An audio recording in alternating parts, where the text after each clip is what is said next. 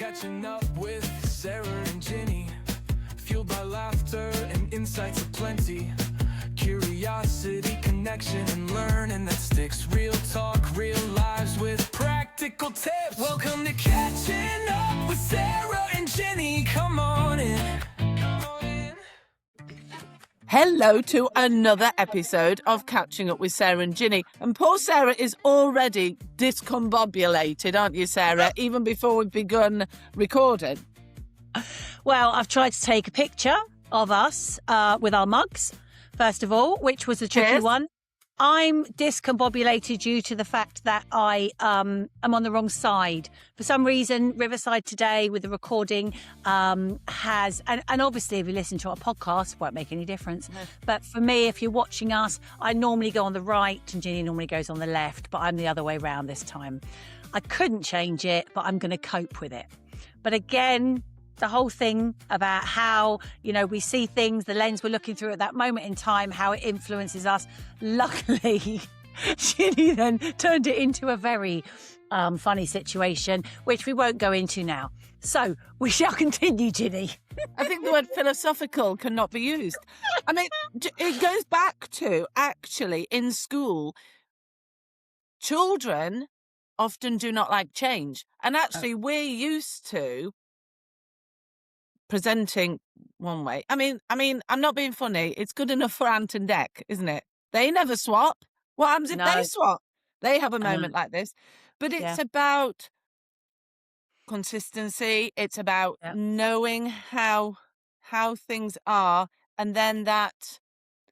Well, Ginny, it's predictability as well for me, because actually I know that when I hold my mug up, the way that my mug's going to look, because I was on the other side, it was different and I wasn't keen. It just felt different because it felt like I was going to put my elbow in front of your face. Oh gosh. I know. Let's get off the topic. Come on. Let's begin. Let's go for a wow moment. So come on, Sarah, tell me about a recent wow moment. I have now gone completely off on a tangent with a wow moment, because I have been working with some fabulous schools, fabulous organisations and professionals, looking at things around trauma, relational inclusion, relational practice. I know we had the wonderful opportunity to video and interview Anthony Benedict recently, and just all of that stuff around relational inclusion and some of the brilliant stuff that he's doing with his trust. And so I had a training course actually yesterday, and I was working with professionals looking at relational kind of inclusion and what that looks like, particularly within more specialist settings. And honestly, the wow moment, someone started to talk about the approach they use in their school, and it's Gloucestershire County Council was the circle approach. And they basically have, and I think they've been on this kind of relational pathway sort of journey for the last, I think she said 9 years.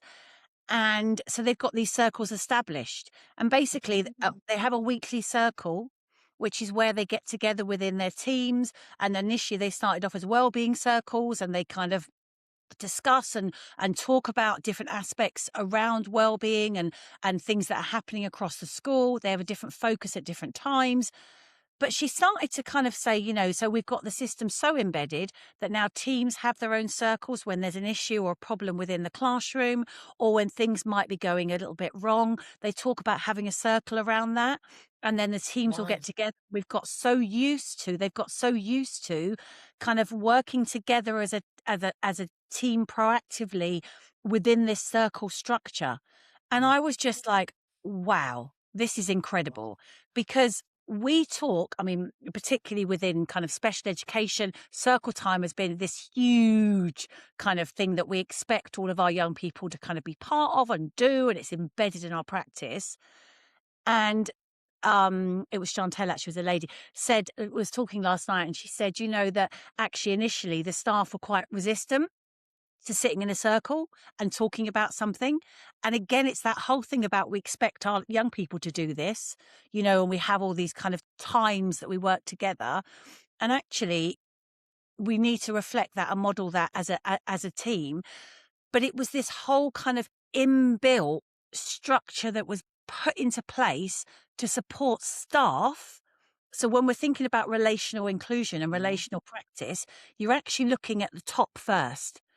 And you know, the amount of training that I had been doing around multisensory toolkits and supporting your young people with kind of regulation and that co-regulation and all of those toolkits and things that we put together. But actually, the start of any of that is us. Yeah. And what toolkits have we got in that real structure of our school? What kind of is the foundational basis for us to basically have relational practice or relational inclusion inbuilt? Yeah. And honestly, Anthony Benedict, if you have a look at some of the information from his trust, those core principles, the core foundations, and one of them is relationships, relationships, relationships. We, you know, that's at the heart. Before we even go in to support a young person who might be dysregulated, before we look at a situation, actually, it's about that bit about us first. So my Yeah. wow, I think that it was wow, like this school and actually Gloucestershire County Council have gone so far in actually embedding this practice of circles that actually when anything goes wrong, the first thing that's discussed is, oh, let's get a circle around this and let's problem solve and work together. And I'm like, wow, Yeah. how amazing is that? And I think it's the power of the circle, because the circle is brings Yep. people together. There is no beginning, there is no end. And it's really interesting because my wow moment is actually very similar. My wow moment is to do with my colleagues at work. And Right. I've had two brilliant conversations. And someone who works with a child, I was saying, what about doing this or this? And they were like, that won't work, but this will work because I know the child. And I was like, absolutely. And Yeah. what I loved was it was relationships, it was Yeah. connections, that there was no tell me what to do. It was, Yeah. this is what I need to do, Ginny, and this is why. And Yeah. actually, it wasn't something I've thought of. And this is what I love about the Senko role with the Senko, not the Sendu. And someone said, I'm doing this for these reasons. And then they did this activity, and I said, they're going to come back in and go, mm-hmm. There we go. It And they works. did. They did. Yeah. And they went, "Mm-hmm." And I was like, "Oh, that is brilliant." It was Yeah. just a brilliant moment. And then also I had a meeting with another member of staff, and we were looking at an EHCP, and they had the EHCP up on a big screen in their classroom. We were going Right. through it, and they were like, right, actually this can happen then, this can happen with so and so. And it was Yep. so proactive, and it was like the language of Sen was just being used Right. by everybody, you know, Right. seamlessly. And it was just, I don't know, it kind of it gave me it gave me joy, because once again I love it, Sarah, I was being told. Well, And the other thing that was lovely was the EHCP was a PDF. And so the member of staff said, I'll print it out. And I said, no, no, download it. And then when you open it as Word, and then you can highlight it. And they went, what? Ginny, this is groundbreaking.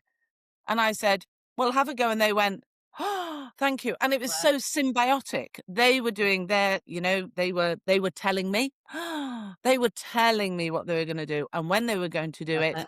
And I just came away going, yeah, that is what we want with Sen. We want the teachers, the staff, the Yeah. TAs to have ownership, and for them to know that they can, in small letters, challenge the Senko or tell the Senko and go, I know what is best for Brian. So just really refreshing, Sarah. And it's the importance of those relationships, but also I think that was something that was discussed as well around these circles. It's about that we're not coming into it with the answers. We come into it with these. This is the things we need to solve, or we need to kind of work through together, and that it's that co-production. And that Yes. co-production is huge. And actually, while we were having, and it was a fabulous bit of training actually that I was facilitating and kind of leading this discussions around which bits work, which bits don't work in the current kind of practice that you have. And someone said, we were talking about energy, and we were talking about, that actually is around our energy. I actually show that little Instagram clip of the lady behind the baby where she's playing the Yes. music. Yeah, she's Yes. playing the music and the baby starts to move and starts to, Yes. it's like one of the most watched, I think, reels, and about how basically our energy affects everyone else and affects other people before we even do anything. And actually, the lady was saying the problem is that's why we're all so exhausted, because we're having to constantly shift our energy and change our energy, because each learner might need a different bit or a different kind of energy or a different kind of focus at each time. And actually, one of the things that came out of that was that we need to acknowledge that, do you know Mm. what? I know this is tricky. I know this is tricky. I know this is um, quite, exhausting, and Yes. acknowledge that. The other thing that was said was about the shared language around that, because actually, you being exhausted from the energy that you had to give to different situations is not a negative reflection on you as a professional. And we were talking about the window of tolerance. And Yeah. actually, one of the schools was saying, we're quite aware that some people don't feel able to come into to do the circle at that time, and they're quite clear about why they don't. Um, and actually, we discuss about how their window of tolerance, maybe things have happened at home, or they've had a really tricky day, or they're just really exhausted with so many things. Their window of tolerance has been reduced, and they haven't got the capacity to support or be within that situation at that moment in time. And they can say that. And I was Yes. like, wow, how Yeah. wonderful. Again, it's that shared vocabulary, it's that shared language about it's not you as a professional not being good enough. It's No. about the energy that it's required to do all of these different things, particularly through periods of change when we Yeah. might actually be, that energy is really rapidly depleted. And so we just got to acknowledge it. And I think that's as well with you. It's that acknowledgement of, I know this is a tricky, and complex kind of situation that we're in currently. I'm acknowledging that for you. How are you feeling about, supporting within this now? Or would you prefer if somebody else did this, or could we do it another way? Yeah. It's just all of those conversations, none of them being about, you're not good enough to do this. And I think that's a really key thing that I took away as well, of like, and actually you said about joy, the joy bit. Sorry, there was one other person that was talking in one of the sessions recently, was saying she's officially a happiness facilitator. Have you heard of oh, I've got it written down there because I was a bit like, oh, what's this? The School of Happiness. And so basically, Oh. you can get this qualification in being a happiness facilitator. And she said, yeah, it's one of the most pleasurable bits of my role. And I was like, that's amazing. How interesting that we've Yeah. prioritized and talked about happiness as a role that somebody might have in terms of facilitating happiness within this organization. I think it's really interesting how people would perceive that as well, though. What you are like, what are you? Are you the bringer of happiness? Yeah, Yeah. good for you. Because I ain't got time for, I haven't got time for this, that, or the. So I think that is really interesting to Yeah. unpick, to actually go, what does that mean? The other thing I think that was interesting was both conversations that I had happened at a time of day that suited both myself and the people I was speaking to. Yeah. So one of the meetings we had chosen to schedule after school. Yeah. And it was an agreement that we would have the meeting after school. And at one point somebody said, "Oh my goodness, look at the time." And the time had gone so fast, but we had given so much time to it, and we were able to have a really good conversation without being interrupted, because it was Yeah. after school, and it was an agreed time that suited everyone.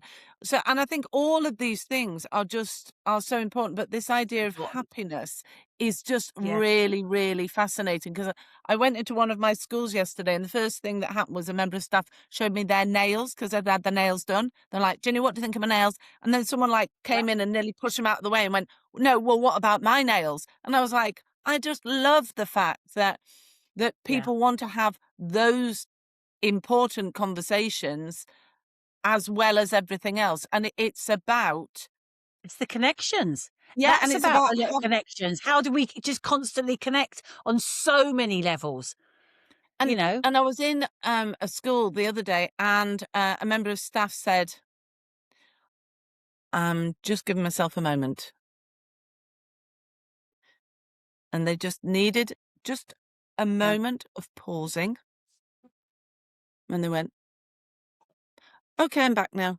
And I was like, wow, how powerful is that? That a member of staff, not in the classroom, but why not in the No, classroom, Sarah? obviously. But a member of staff was like, and I'm just going to give myself a minute. Okay, I'm back. Sort it. It's power. It's just really powerful stuff. And it's about understanding one another and giving people space. I mean, we could talk a lot about the window of Oh, tolerance, but it's just absolutely. this idea of connection. That's what both of our wow moments have been. And Yeah. as people know, we don't talk about what our wow moments will be. We don't talk about Uh, anything we're going we to didn't talk know about that. Yeah. beforehand. But then there just seems to be this kind of connectivity. Fabulous. So my song today is it is oh, now I brought the lyrics up on my phone, but my phone has decided to have a little Obviously. decided to have a little, Um, my song is Ace of Base, Life is a Flower.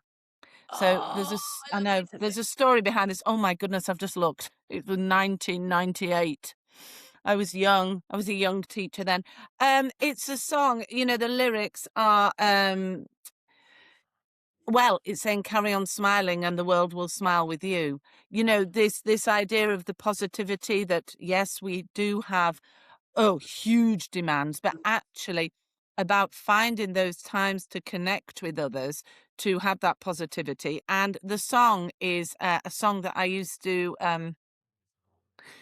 do a dance with my little preschoolers, and we used to have like life is a flower so precious in your hand.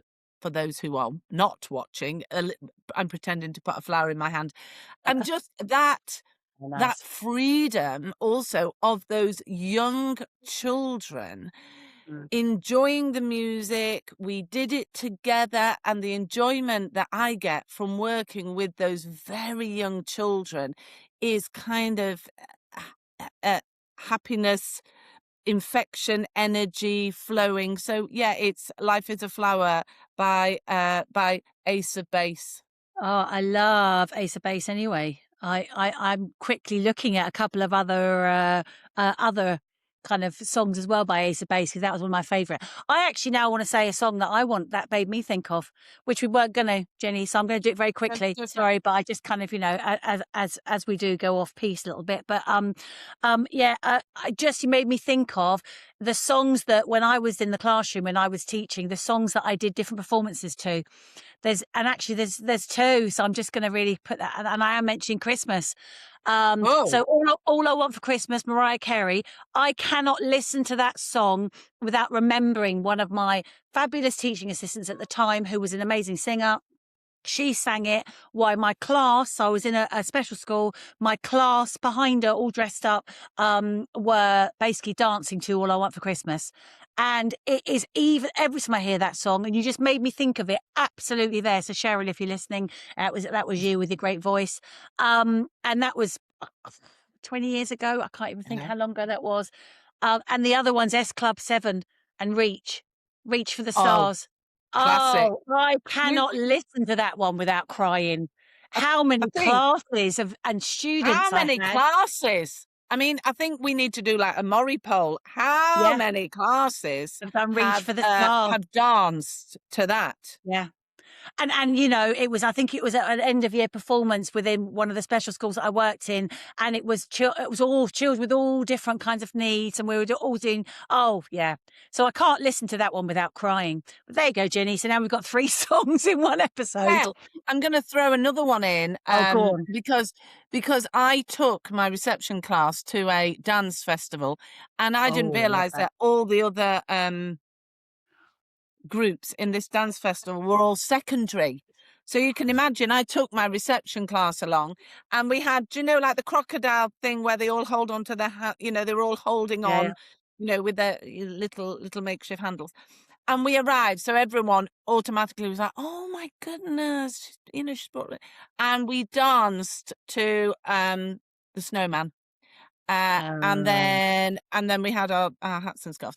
And then at the end, all the children, as it were, melted and left their hats and makes me, oh my goodness, it set me off. but The it does. children, Yeah. I know, they left their hats and scarves on, on the stage and then moved away, Love and it. everyone cried, but in a kind of, but isn't it Yeah. the emotion, Sarah, of Joyful it all? way. Yeah, yeah, yeah. Yeah. I love it. I love it. Well, there you go. So that's 4 songs that we've got to add to the list, Ginny. All Our songs, yeah. Spotify Hey ho, playlist. Hey, there you go. hey ho. So moving on to Sarah, a book. Yeah, and 2 books I've got now after all of this. Yeah. I know, sorry. The first book actually I've just ordered because it's one that I really wanted to read again, Yeah. because I think I had a copy and I've given it away to somebody. But Andy Cope, and it's The Happiness Revolution. So Andy Cope, of course, Oh, has got some fabulous books all around, kind of like the shifting in terms of um, uh, us and connections and how we feel, and that co-regulation and that importance of that influence that we have on situations, but also about then how can we support happiness as being a foundation for us. But then, of course, I also had the Let Them theory, Mel Robbins. So, one of my very best friends bought me this for my birthday, and I've just started reading it. And it's the 2 simple words that will change how you think about your entire life. And basically, again, the happiness is a bit of a theme across today's episode, I think. But it's about actually, free yourself from the exhausting cycle of trying to manage everything and everyone around you. If ever there was a book written for me. And it's about protecting your own time and trying to stop chasing others' approval, and actually how do we create happiness for ourselves. And I think, again, it's really important that what we're doing is we're getting these little bits of inspiration, those constant little bits of inspiration about things that make us shift our lens when we're looking at things. And I yes. think that's so this very good. Let Them. There you go. Well, I'm gonna throw in a book Go on because then. this has a bizarre title, but it fits in with all of this. Thomas Erickson, Surrounded by Idiots. Oh, An interesting title, but it's about the 4 types of human behavior, or how to oh, understand those who cannot be understood. And it's so interesting to see where you sit yeah, and where in other individuals sit. And actually, what was it? I'm doing my coaching diploma, and they're talking about people may do things and it might be different, but they're not trying to be difficult. And I yeah, think, yeah, ooh, let me yeah. just have that on my shoulder when I'm having those conversations. They're thinking differently. Yeah. I have to try and internalize that actually somebody is not trying to be difficult. They're Just just different. doing something in a different way. So, Yeah. Surrounded by Idiots is an interesting Right. title, but So it is a really interesting read about, okay, that person Right. is presenting Yeah. in that way. Actually, how can I understand them and possibly Yeah. meet them, halfway? So yeah, so brilliant. Love it. Gosh, Sarah, we've packed so much into that episode. No, It's like a 2-for-1. It's like a buy one get one free I know. episode, isn't it? I know. Brilliant, Fabulous. brilliant. Happiness, happiness.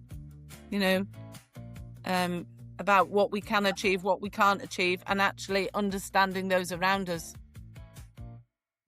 Wonderful. Brilliant, brilliant. As we say, Sarah, always a pleasure. Never a chore. Thanks, Ginny. See All you right, next time. Bye. Bye. Thanks for joining us this time on Catching Up with Sarah and Ginny. Always a pleasure and never a chore.